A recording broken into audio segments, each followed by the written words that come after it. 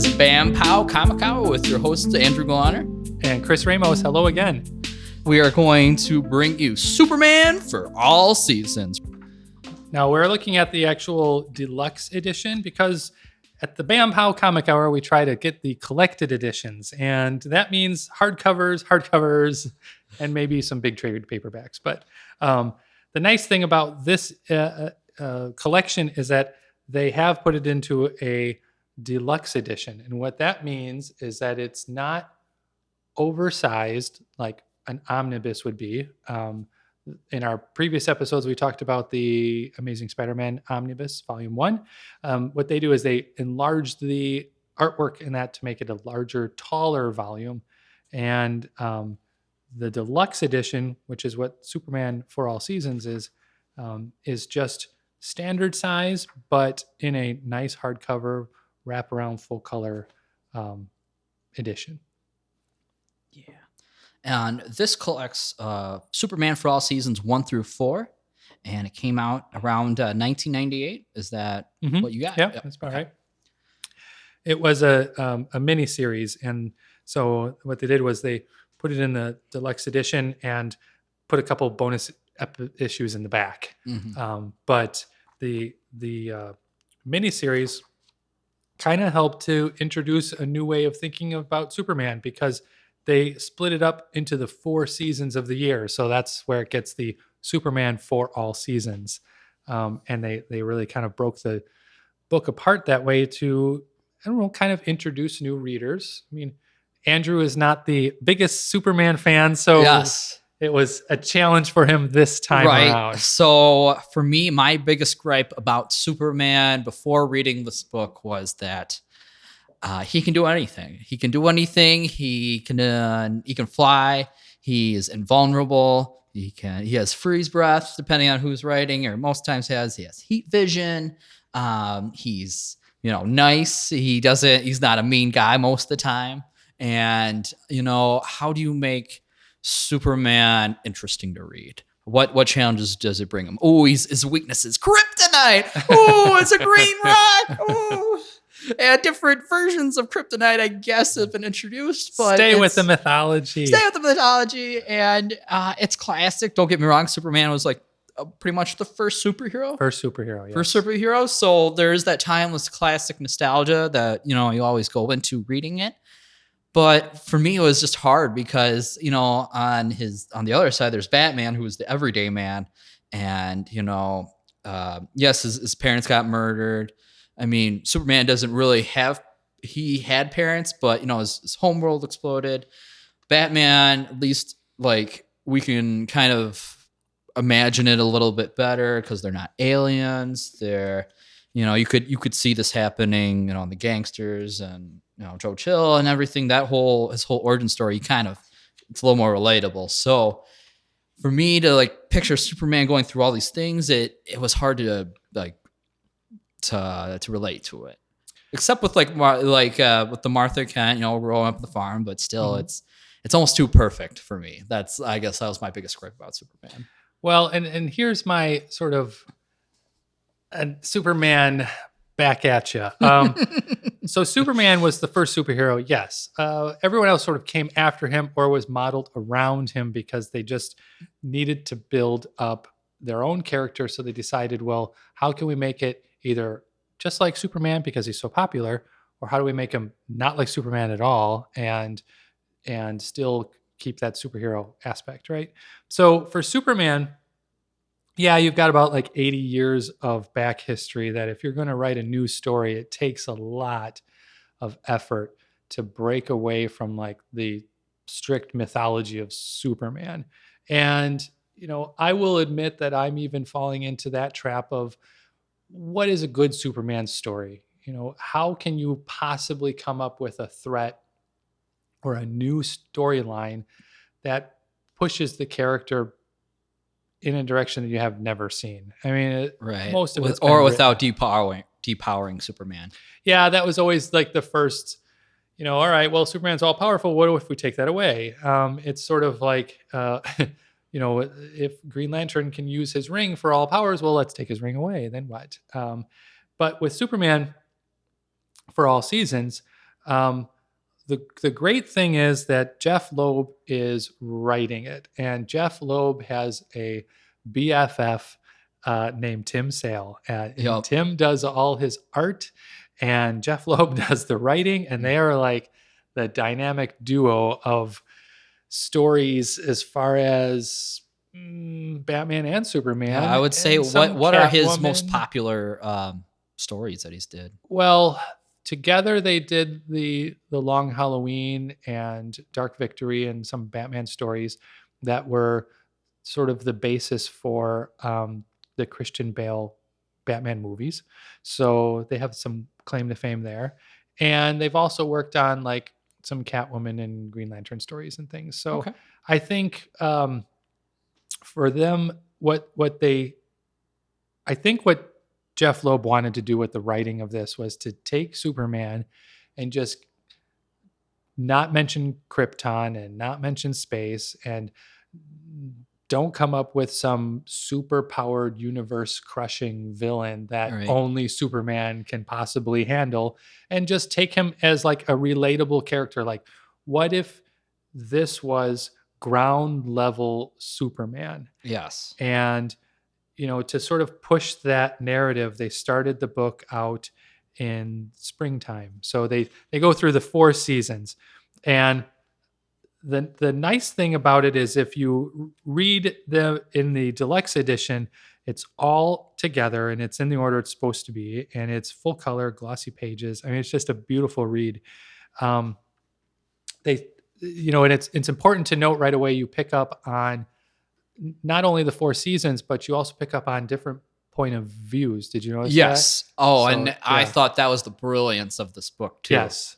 So it starts out in spring with Jonathan Kent, Pa Kent point of view, on the farm with Kent in his younger years, and you get introduced to his friends, Lana Lang and Pete Ross. Yep. I didn't even know who Pete Ross was. And then Lana Lang, at least to me, watching all of like the animated cartoons and the movies and stuff, that's not really a main character there, or at least it's always Lois. Yeah. So for me, that was also huge. Was like, oh wait, Lois is kind of like this other character that's kind of not pushed aside, but she's just in another corner. Yeah. And so it was like, there's a world before Lois. That's Lana Lang is his Smallville, Kansas girl, and Lois Lane is his Metropolis, big city girl. So did they do the names like that on purpose? Yeah, like when they made them. Yeah, okay. and a lot of those names back then, I think they just sort of had it as sort of a funny, catch. A lot of Archie comics do that, where they use the same initials. I don't know why they do that, but it was just it was just a thing that the readers, to me, I mean, it kind of adds a little confusion, of course, but I think the readers sort of like the flow of it, or maybe that's just what was picked up on in the 40s. And because those characters have been around forever, for all that time.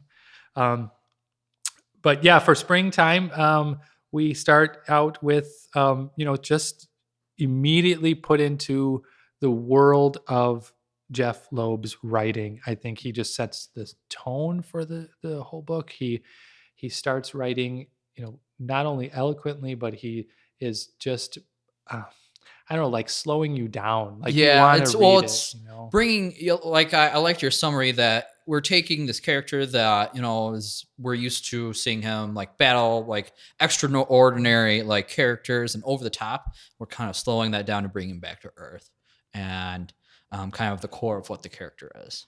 Yeah. And it's almost like, since about Superman, he helps like lift up tractors or like plow the land, and you're like, where's the Superman part of it? So they do introduce, without any spoilers or anything like that, but they do introduce some threats that are rural Kansas threats. And then you kind of see right away that Clark is battling in his mind what he's always battled, and that is, am I the one that should do something? Yeah. Someone has to do something should it be me? And that was like young Clark Kent. Right. And it's kind of skipped over in most like traditional storytelling for it's Superman. not like super embraced Superman. It's Clark Kent just being a kid. Infallible. Yeah. You know, and he has a good sense of right and wrong from growing up on the farm. And, you know, that was kind of the brilliance of creating Superman, was that, you know, yes, he crash landed on Earth, but he landed in like the middle of nowhere, sort of. Yeah, middle of the Midwest. But he landed with good people. And so he has those values, and they kind of touch on that through the whole book. Yeah. Second part is summertime, and it's in Metropolis. So we have the point of view of Lois Lane. Superman is there. She is aware of him just like the rest of the city is. And, you know, there's little scenes where the Jeph Loeb artwork, Jeph Loeb writing comes out, and I just can't think of a better artist than Tim Sale to just very simply illustrate that scene. Because you have to remember, when someone is writing a comic, they'll write it as like a screenplay. Like the whole thing is written like a mini novel. And then it's up to the artist to sort of interpret that, you know, interpret the scene, interpret the mood. You can read some of the scripts in the back of some of the nicer collected editions. They don't have a script in the back of this deluxe edition, but you can kind of get some little guidance in there. Sometimes the writer will say, you know, Superman is angry today, or like, you know, it's raining outside, or you know, this character is not having a good time, or, you know, this just barely got saved, or something like that. Yeah. And I really like that they kind of introduce him to the city life, and that the city's kind of like new to him still. Yeah. And that was like, oh, okay. I guess, yeah, if you did grow up in like the Midwest, but in the rural part of it, in the countryside. Kid in the big city, yeah. The kid in the big city. And that's something I don't think I've really seen Superman written, or at least I'm super familiar with that, because it's like, oh, he still thinks this is weird too. Yeah. He's still in awe of this giant, you know, metropolis. That's really what it is. And, you know, there's a part where he saves a child, and the kid says, you know, wow, cool costume. And Superman just says, thanks, my mom made it for me. Yeah. You know, and I was like, that's cool. Like, I mean, there's just that little piece of that, and you're like, you know what, that's true. And it's kind of fun. Right. But the summertime really kind of starts showing Superman in his prime, superheroic prime sense. Again, the Tim Sale artwork, you know, he's very good at sprawling scenes, like pulling the camera way back and then having like a wide angle perspective drawing where you get the sense of, you know, Superman holding up a submarine, or Superman like flying all the way up a building. And some of his artwork when he's in Smallville is like pretty great as far as how detailed it is. You know, sometimes you look at comics and the background, there is no background. It's like literally just a person standing there talking, and there's nothing. There's just blue background. Right.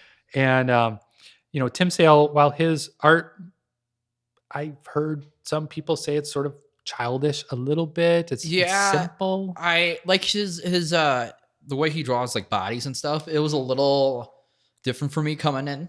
But stylized. Then, the style, that style is different. But then as you read it and you get familiar with the world and the way Jeph Loeb's like doing the story, it totally matches it.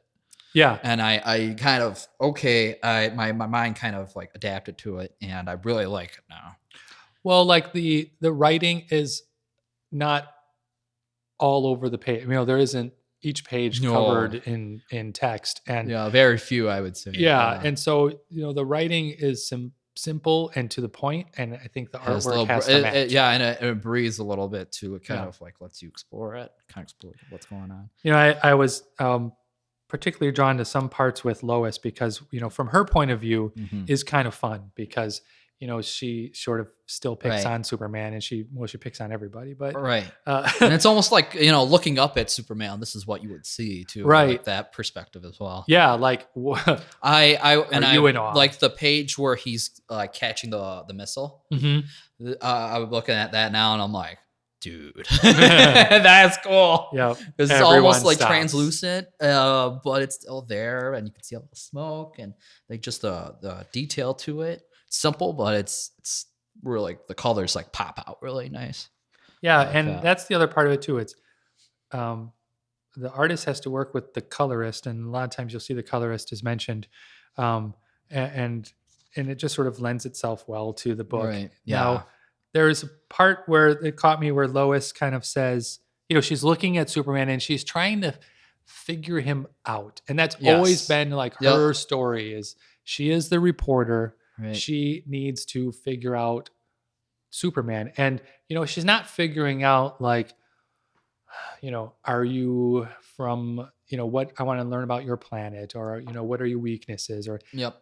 her main question has always been, he can do anything he wants. Why does he choose us? Like, Yeah. why does he And I think that's a question us? that keeps revolving around the book.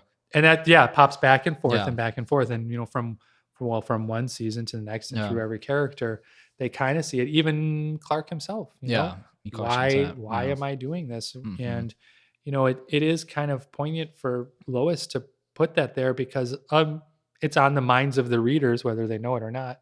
They look at Superman and they say, well, so he's here to what? He's here to save us all the time. That's like, Right. that's his gig. It's what he chose. Yeah. And I think that's a really good point question that I don't think that Superman gets asked that enough, especially in other books and things like why.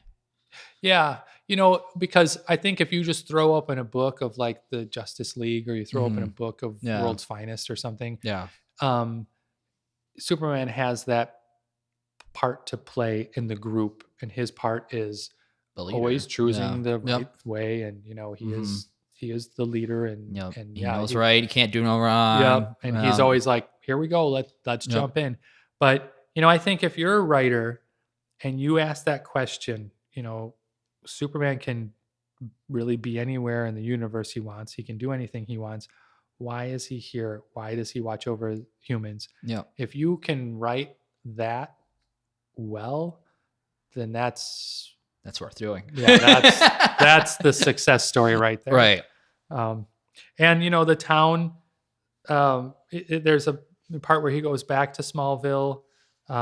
Of course, no one in Smallville knows he's Superman. They just know he's Clark Yeah. who went to the big city. Right. Yeah. And they're always like, hey, Clark, Yeah. he came back. Yeah. Nobody comes back. Yeah, and like there's guys sitting there for 10 years kind of thing, Right. like they get together for their club. And Or they're like, oh, yeah, we're going to go off to the big city. Oh, it turns out we didn't. yeah. Like people are like, we're not going to stay in here. We're Yeah. leaving. We're going to go to the big. So that was kind of the irony about it. So he got out. And then when he comes back, people see him as a hero just because he got out of Kansas. Mhm. And the town is just like, it's so proud of any accomplishment that he has. If you notice in the background of some of the pages, and when you read this book, I encourage everyone to look in the backgrounds because there's always something that a good artist will put, some sort of teaser. There's a diner scene where some of the newspapers that are posted up on the wall are by Clark Kent. So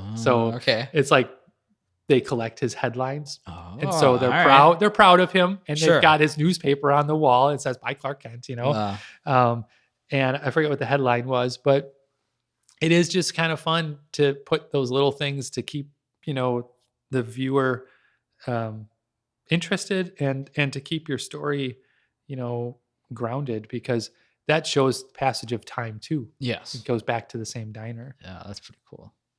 All right, and then we get into. Well, I guess before we go to the next season, Lex Luthor gets brought up too. Oh yeah, Lex is in. Yes, and I like how they teased him too. And actually, this is a really cool interpretation of Lex Luthor, I think, as well. Yeah, he's not like he's more businessman in this. Yep. but he still has that evil intentions of like, you know, why is he, you know, we keep asking the question, why is he here to save us? And he feels like he's the big business guy. He's trying to take over Metropolis. And here comes this guy to like steal his thunder. So he wants to get back at him and kind of push him out of the scene, even though because of the rise of Superman and everybody's starting to get to know him and who he is. And Lex is like, I don't like that. I had all that power before, and he's taking that away from me.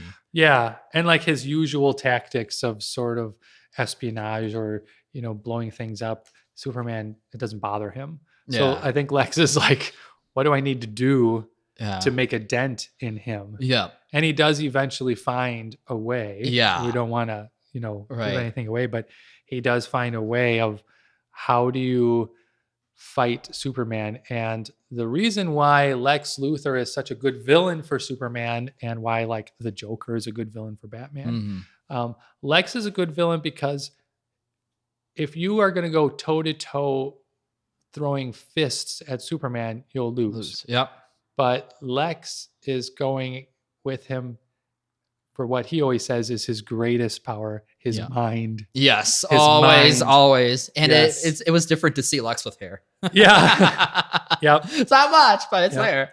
And, you know, eventually he does get to Superman. And there's a great line where Lex says, fame is fleeting, but Lex Luthor is forever. Yeah. And that's like iconic Lex Luthor, too. And that is exactly what it is. It's like, you've been planning this all along.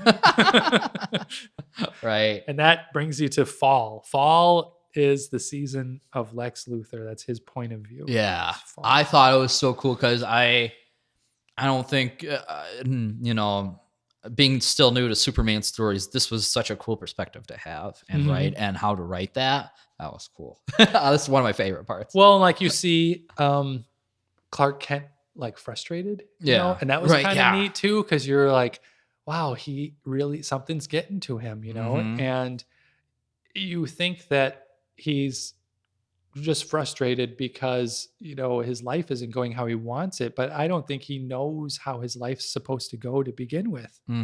And, you know, I think the most important lesson in the book, to me, the most important lesson is no matter what, Superman still saves people. He still saves his alter ego. He still saves his job. He still saves his parents. He still saves his childhood friends, you know, and he's not always saving them with power, like brute strength. And stuff. Yeah. He's saving them by just being an example. And I think, you know, the biggest lesson for me, and it always has been for Superman, is, you know, there's a choice to do good, and that's, you know, that's not enough.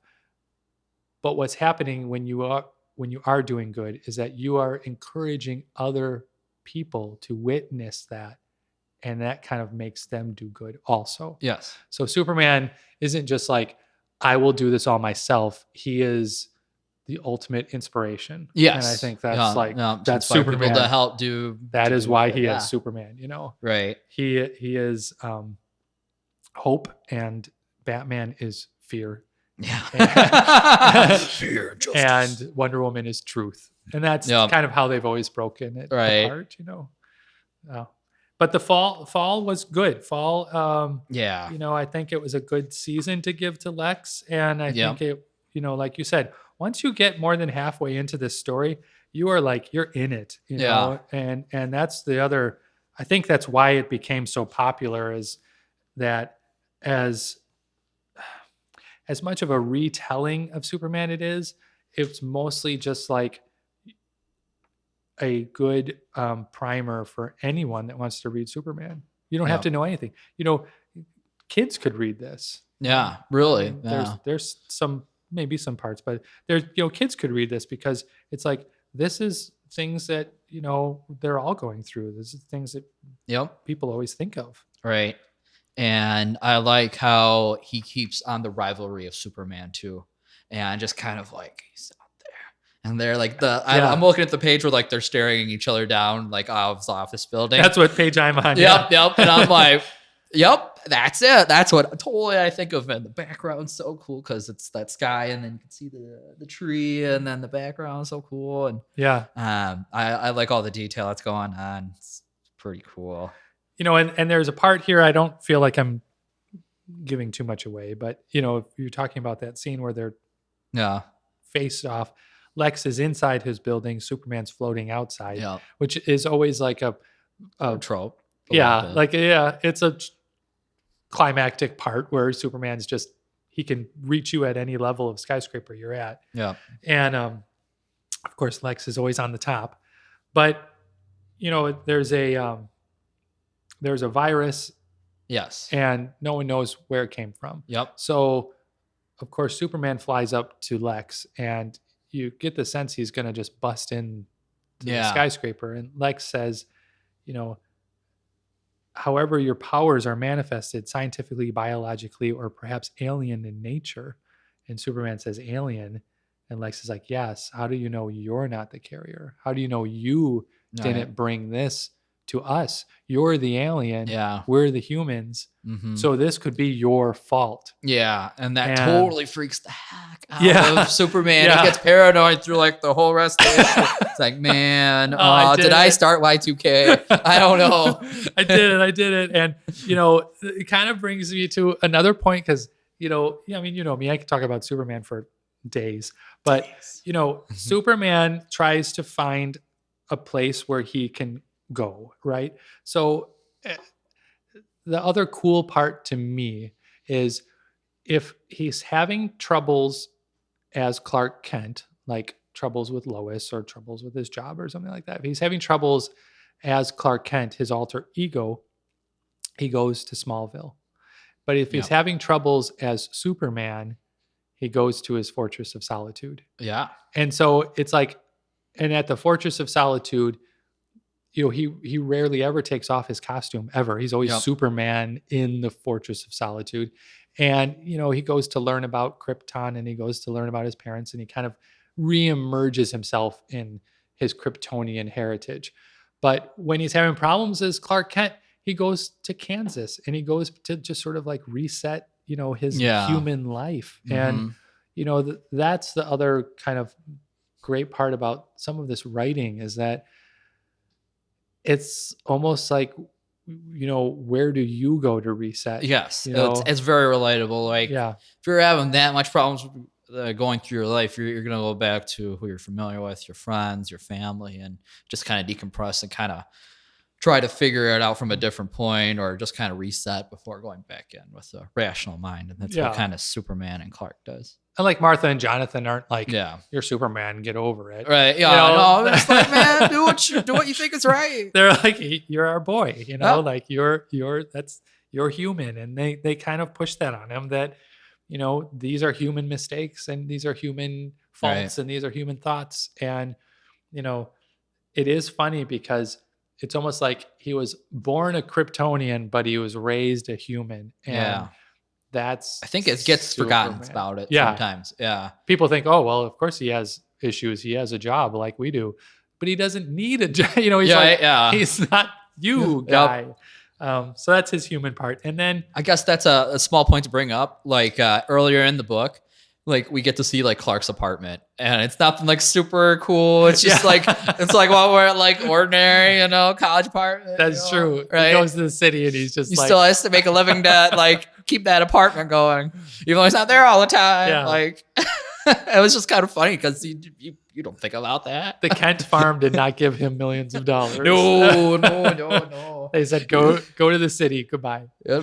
Here's your apartment. The country mouse city. Yeah. So that was a cool part. I like that.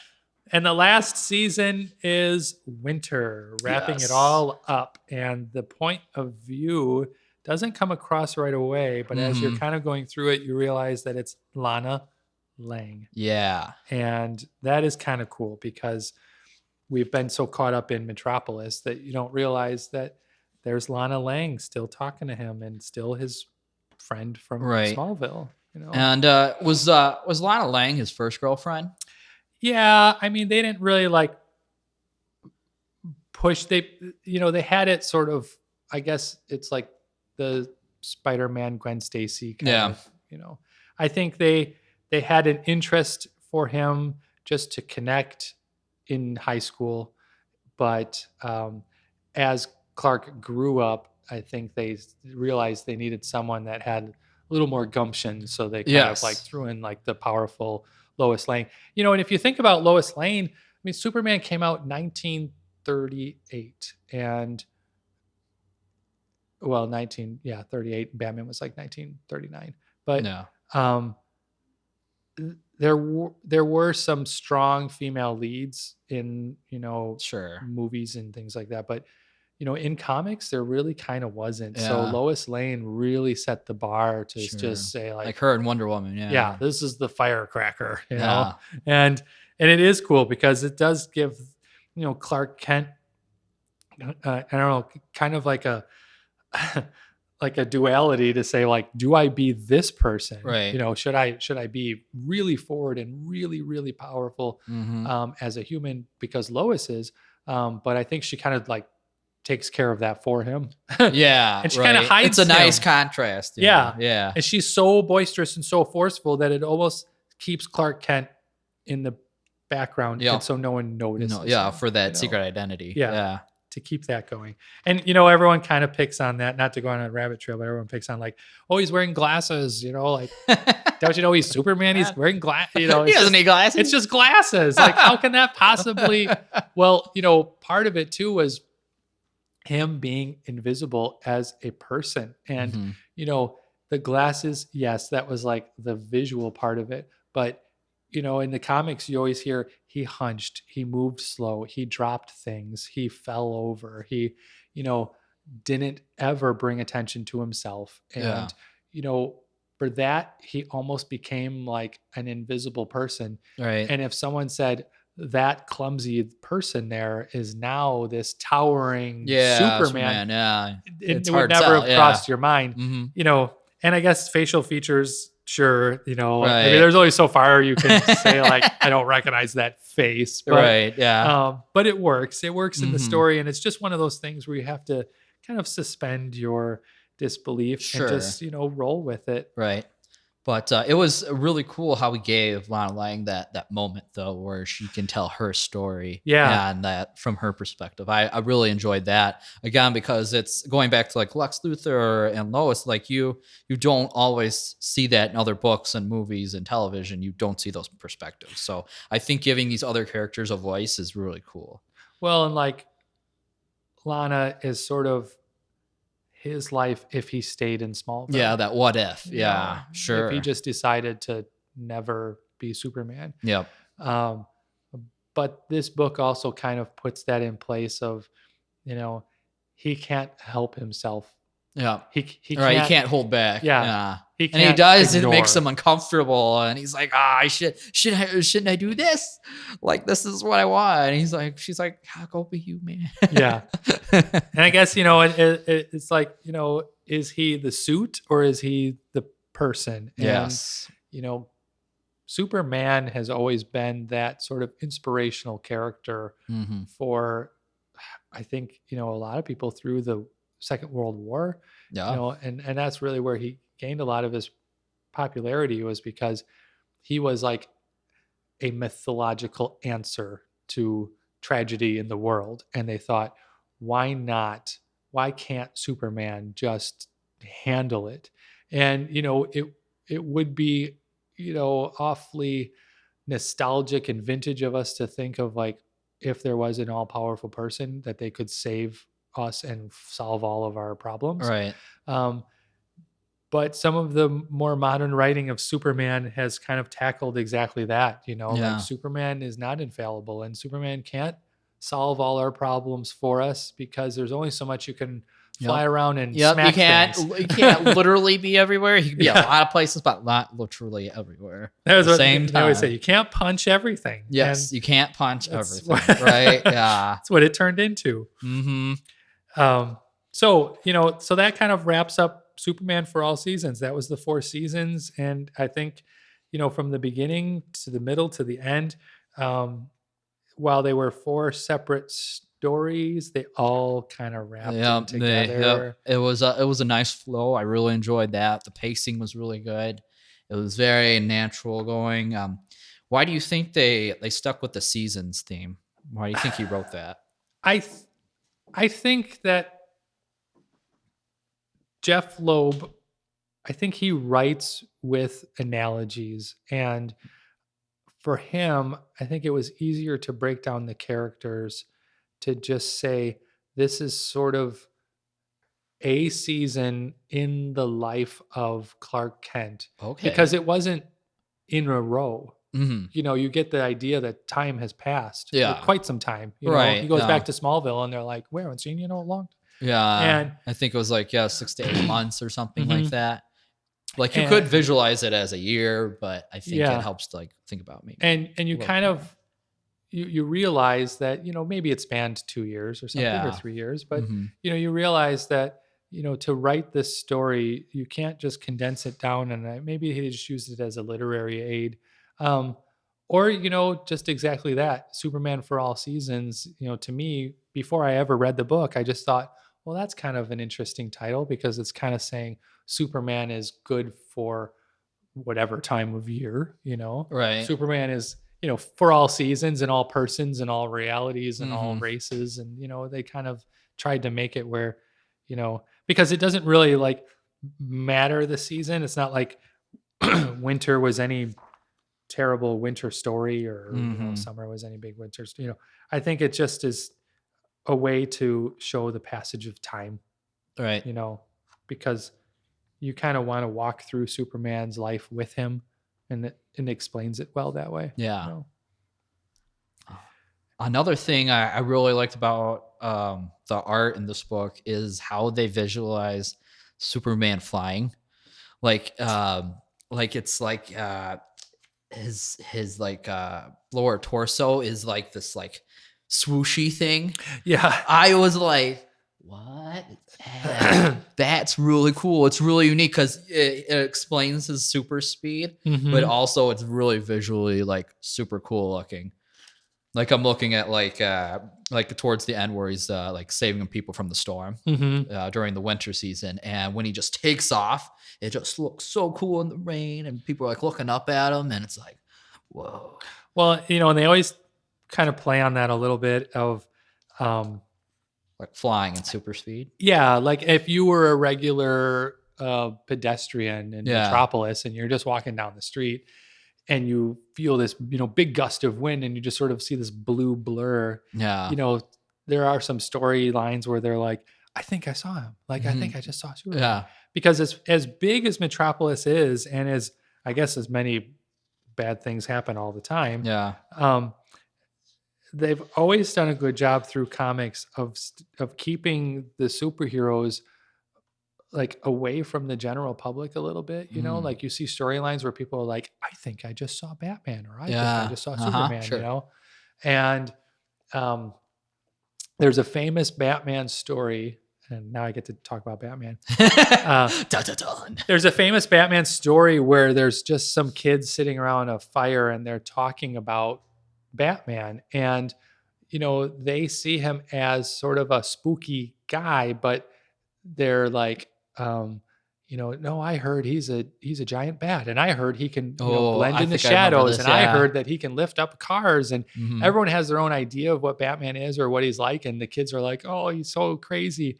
And you find out that Bruce Wayne is like with them at this campground, like he's the scoutmaster or something, you know? Yeah. And so Bruce Wayne is like, I'll be right back. And then he jumps out of the brush at night, like dressed as Batman. And he's like, you know, Batman's here. And the kids are like, oh, stop. You're this isn't Batman. You know, we know what the real Batman is. He's crazy and terrifying, and he, you know, he fights bad guys. You know, this is just a costume. And the point of the story is, the point of the story is that Batman is scary only to the villains. Yeah, scary only. That's interesting to think about. Yeah, those who have done wrong and they have something to fear. Yeah, Batman is like their worst nightmare. But if you are innocent or young and you haven't done anything, and someone jumps out and says, "Oh, I'm Batman," they'd be like, "You're a costume." And so for Superman, they immediately put his character as like a beacon of hope. Yes. So if people see Superman, I mean, even just if they're drowning and they look up and there's Superman floating, it's like you just know, like, I'm gonna be fine. I'm gonna be safe now. Right. He's here. This guy's here.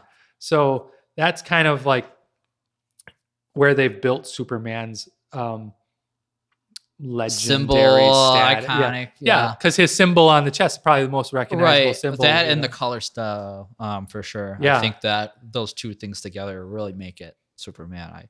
The legend is, yeah. And they do kind of play on that, and I want to say, let me see if I can find it. I think the colorist was like in Denmark. That would make sense for his name. Yeah, yeah. And they used to send him the artwork and he would just sort of color it and send it back. Yeah. Digitally or however they used to do that. That'd be interesting to think about. Yeah. But this definitely was a great introduction for me reading Superman because I didn't have to get the same like really thick origin. It was a very good intro to make Superman relatable to me again. And make it, I want to read more about Superman. I do like that. I got you. It did. I'm still like, I don't think I'll be like super hardcore into Superman, but I do want to do a little more research into what's out there and what interesting perspectives there are about Superman, and see what there is more to be told about him. What I like, and as we're closing this up, what I like is it doesn't flip the script so much. There's a lot it's of not very dramatic and retconning. Right. There's like alternate histories and alternate universes, and there's Superman when he's evil and stuff. There's lots of stories like that out there. This one is just purely Superman, and it's just a great way to introduce really anyone into comics and introduce anyone into Superman. So if you have a friend or someone that says, where do I start with Superman? There's 80 years of comics and there's hundreds of volumes. You say, here's a good start. You don't need to know anything. This is a great start. So again, it's Superman for all seasons, the deluxe edition. So make sure you grab the deluxe edition because it's the nice hardcover. So you can build up your library with some hardcover collected editions and keep it for years and years and pass it on to all your friends. So again, thank you for listening to the Bam Pow Comic Hour. I'm Chris Ramos. I'm Andrew Galaner. Thank you.